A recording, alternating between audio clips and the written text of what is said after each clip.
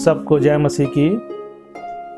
भाई भक्त सिंह की सेवकाई तथा उनके द्वारा लिखित ईश्वरीय भेदों का प्रकाश, जुलाई 21।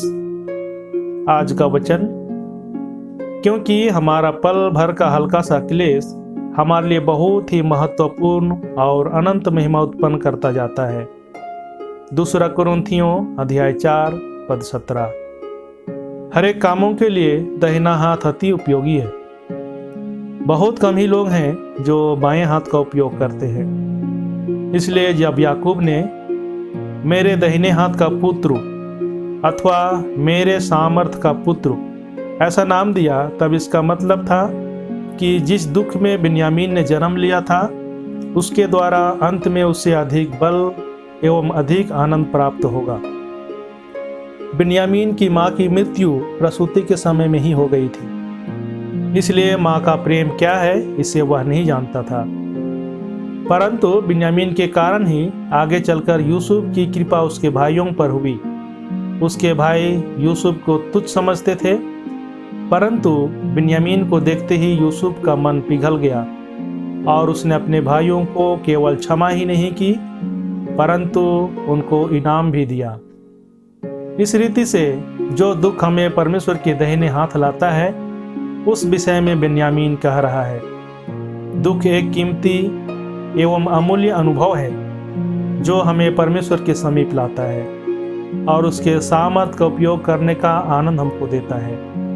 प्रभु हमको अत्यंत भारी दुख के अनुभव में से होकर ले जाता है।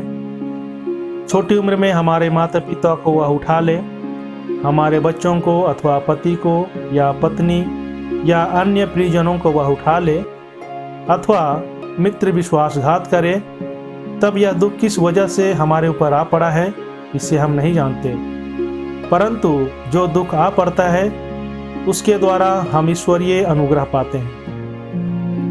हमने अनेक घटनाएं देखी हैं जिसमें परमेश्वर के सेवकों को छोटी उम्र में ही महिमा में बुला लिया गया है। प्रेरितों के काम में हम पढ़ते हैं कि जवानी में स्तिफनुस को पथरवाह करके मार डाला गया। तब तरसुस का शाऊल गवाह और सहायक रहा।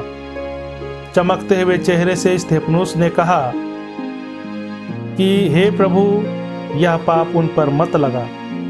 तब जो दृश्य उसने देखा उसे वह कभी भूल नहीं सका।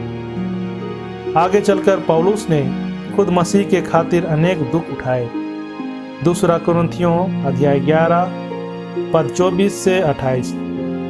हम कह सकते हैं कि स्तिफनुस का जयवंत मृत्यु ही पौलुस को प्रभु के खातिर एक दृढ़ गवाह में बदल डाला। जब खुद के ऊपर पथरवाह किया गया तब पौलुस ने इसे आनंद पूर्वक झेल लिया।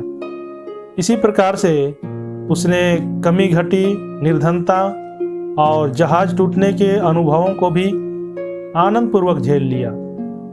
इसी प्रकार से प्रभु के पवित्र लोगों के दुख सहने और मृत्यु द्वारा प्रभु ने अनेक लोगों को उद्धार एवं अन्य आशीषें दी हैं।